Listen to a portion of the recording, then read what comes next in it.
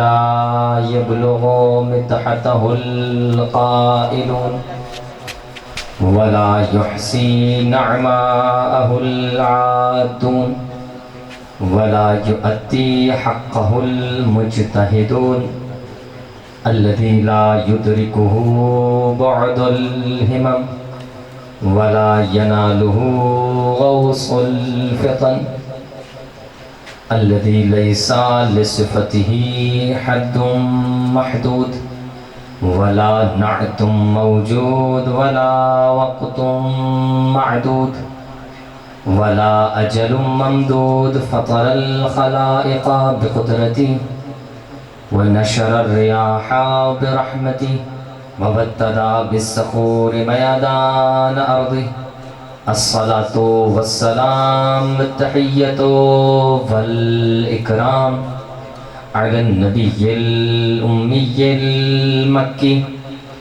المدني القرشي الهاشمي أبا القاسم محمد اللہ صلی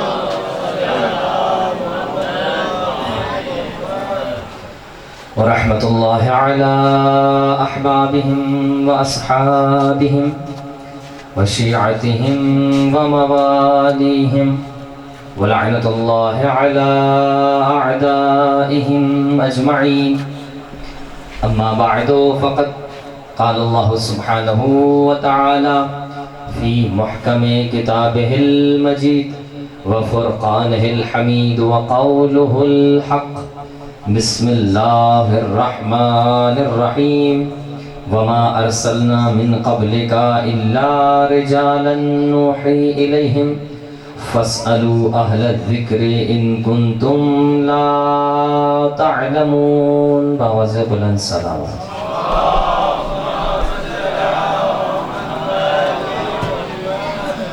حمد و ثنا ہے اس ذات واجب الوجود کے لیے، وہ ذات جو ذہن میں آتی نہیں، فکر میں سماتی نہیں، الفاظ اس کا احاطہ کر سکتے نہیں، دائرے تخیل وہاں تک پہنچ سکتا نہیں، زمانی وہ نہیں، مکانی وہ نہیں، جگہ میں گھرا ہوا نہیں، لائق اشارہ نہیں، قابل تجزیہ نہیں، حلول ممکن نہیں۔ اس لیے اللہ تبارک و تعالیٰ نے چند ہستیوں کو خلق فرما کے انہیں ہمارا ہادی، رہنما، پیشوا، امام بنا کے دنیا والوں کو یہ بتایا، دنیا والوں انہیں دیکھتے چلے جاؤ اور ہدایت کے رستوں کو طے کرتے چلے جاؤ۔ سامعین گرامی قدر، آج چونکہ وقت مختصر ہے اور حکم ہوا ہے کہ 11 بجے مجھے ختم کرنا ہے، تو انتہائی مختصر وقت ہے اور انشاءاللہ اسی مختصر وقت میں میں اپنی گفتگو مکمل کروں گا۔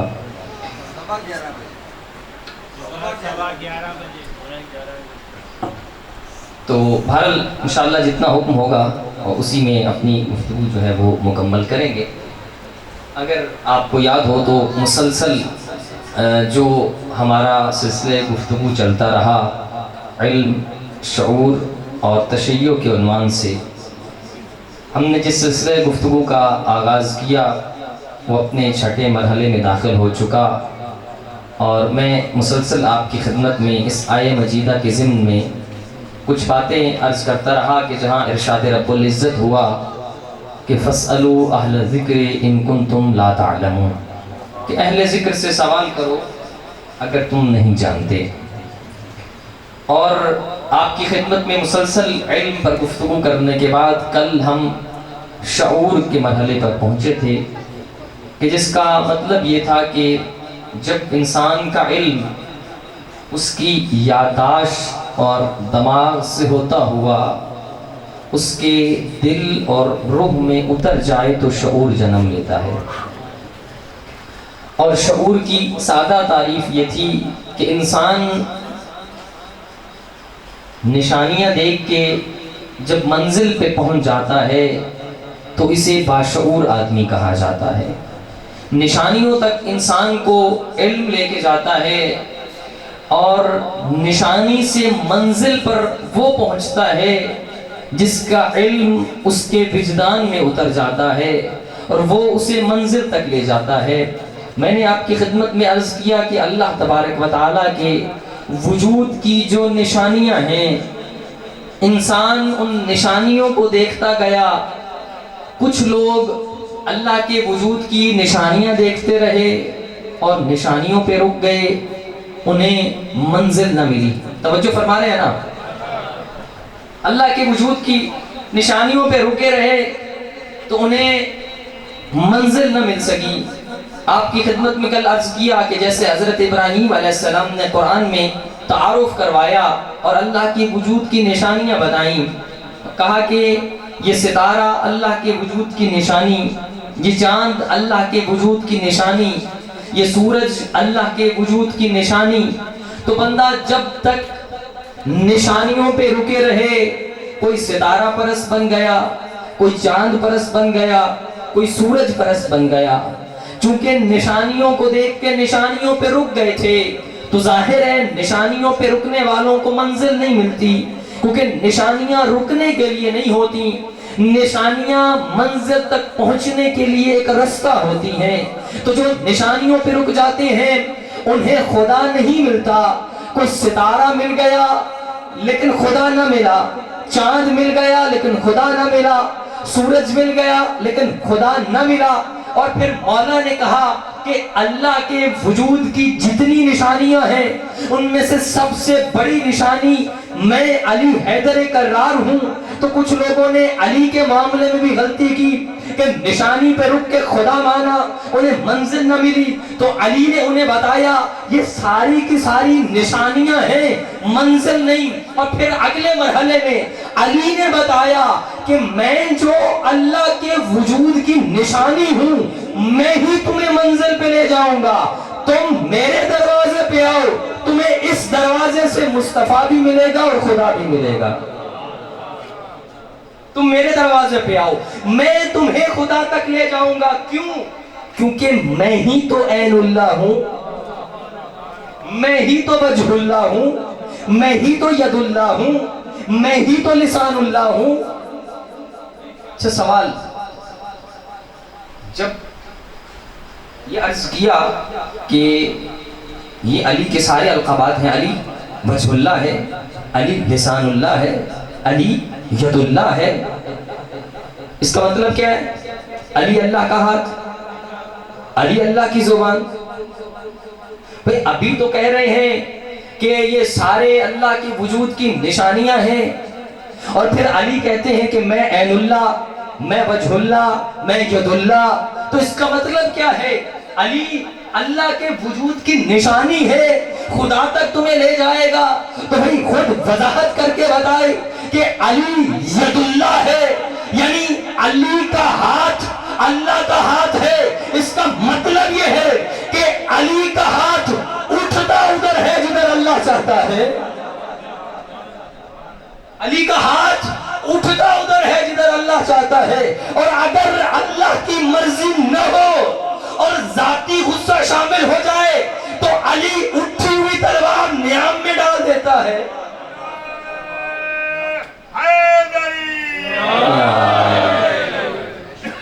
وہ واقعہ میں آپ کی خدمت میں عرض کر چکا ہوں کہ جو عمر ابن عبدالعزیز کے ساتھ کہ جب ذاتی غصہ آیا تو علی نے تلوار کو نیام میں رکھ دیا اور یہ بتایا کہ علی کی تلوار ادھر اٹھتی ہے جدھر اللہ چاہتا ہے. علی اللہ کے حکم کے علاوہ کچھ نہیں کرتا, علی کا ہاتھ اٹھتا ادھر ہے جدھر اللہ چاہتا ہے. تو ید اللہ ہونے کا مطلب یہ ہے کہ علی کا ہاتھ ادھر اٹھتا ہے جدھر اللہ چاہتا ہے. اور یہی تو اطاعت ہے نا. جو شجاع ہونا, بڑا شجاع, جب وہ غصے میں آ جاتا ہے تو زیادہ لڑتا ہے. آپ نے دنیا کے بڑے بڑے شجاعوں کو دیکھا ہوگا, جب میدان میں غصہ آ گیا تو وہ زیادہ لڑتے ہیں. لیکن علی ایسا شجاع ہے جب غصہ آئے تو تلوار نیام میں رکھ لیتا ہے, کیونکہ غصہ اپنے لیے نہیں ہے, کیونکہ وہ علی تلوار اٹھاتا ہے تو اللہ کے لیے اٹھاتا ہے. اور یہی اطاعت تو علی سے علی کے چاہنے والوں نے سیکھی, یہی اطاعت تو علی کے چاہنے والوں نے سیکھی. سراپے اطاعت جس کا نام مالک اشتر تھا. کون مالک اشتر؟ مالک اشتر کے لیے علی ابن ابی طالب کہا کرتے تھے جتنا ضروری میں رسول کے لیے تھا اتنا مالک اشتر میرے لیے ضروری ہے۔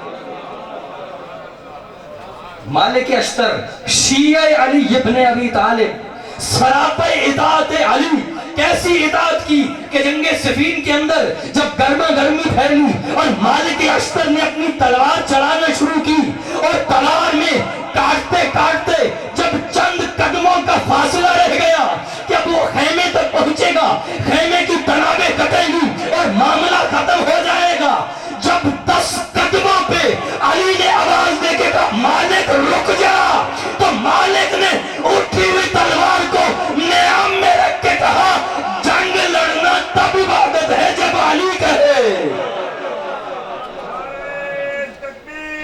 اللہ اکبر،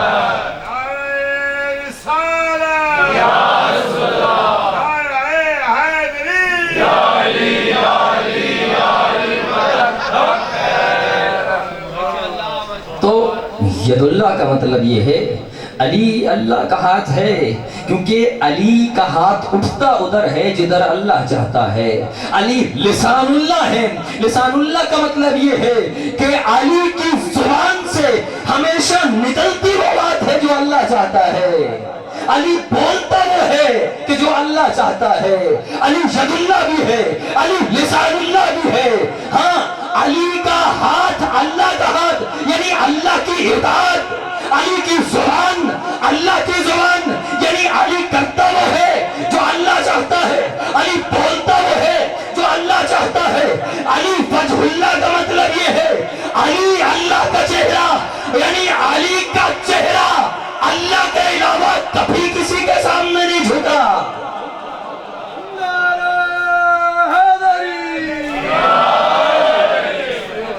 اور اسی لیے تو ہمارے برادران اہل سنت بھی بعض جب حضرت علی کی بات کرتے ہیں تو حضرت علی کرم اللہ وجہہ الکریم کا لقب لگاتے ہیں، اور وہ ساتھ یہ کہتے ہیں علی کون؟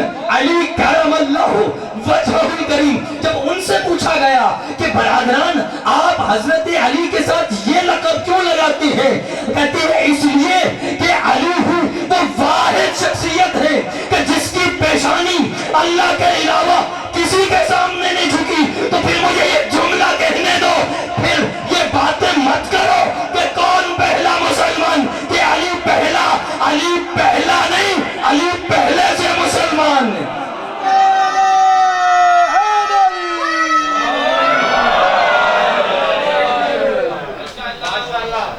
تو علی وجہ اللہ کا مطلب یہ ہے علی کی پیشانی کبھی بھی غیر خدا کے سامنے نہیں جھکی۔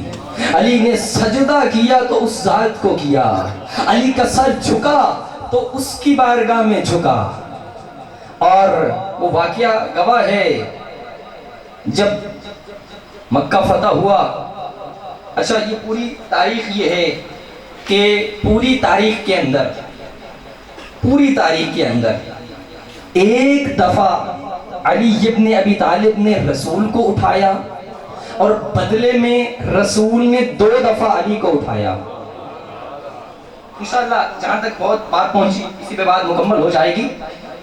ایک مقام جنگ احد کا مقام کہ جب پیغمبر اکرام اسلام نے لوگوں کو حکم دیا اور جس چیز کی ذمہ داری لگائی کہ تمہاری ذمہ داری وہاں ہے، کچھ لوگ درے پہ منتخب تھے کہ اپنی جگہ نہیں چھوڑنی، چاہے جنگ کے جو بھی حالات ہوں آپ نے اپنی جگہ نہیں چھوڑنی۔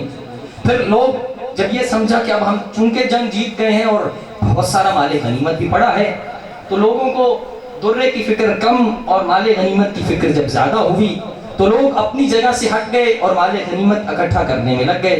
اتنے میں کافروں نے حملہ کیا تو لوگوں نے میدان کو چھوڑ دیا، اپنی جگہ سے چلے گئے، پیغمبر کی بات نہ مانی۔ اس وقت پھر شیطان نے میدان میں یہ منادی دے دی، الا قد قتل محمد، پیغمبر کو قتل کر دیا گیا، کہ پیغمبر جنگ احد میں شہید ہو گئے، پیغمبر کو قتل کر دیا گیا۔ جب یہ منادی لگائی گئی میدان احد میں کہ محمد قتل ہو گئے، محمد شہید ہو گئے، جب لوگوں نے سنا کہ محمد قتل ہو گئے، لوگوں نے تلواریں چھوڑی کہ جب محمد زندہ ہی نہیں رہے ہم لڑ کے کیا کریں گے۔ جب علی نے سنا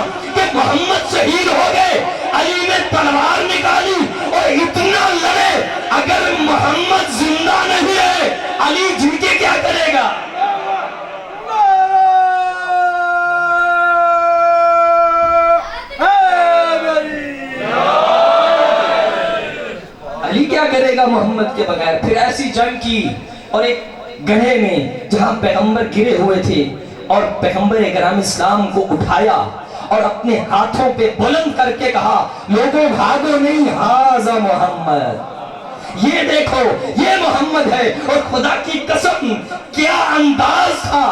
علی نے آج مقام احد میں اٹھایا نبی کو اور یہ اعلان کر کے کہا ھذا محمد، اور یہی انداز علی کو اٹھاتے ہوئے نبی کا تھا. علی نے کہا ھذا محمد، اور مقام غدیر میں محمد نے من کنت مولا ہو فہذا علی المولا. نعرہ تکبیر، اللہ اکبر، نعرہ رسالت یا رسول اللہ، نعرہ حیدری. جیو مولانا جیو، ماشاءاللہ جی، بہت خوب، بہت خوب.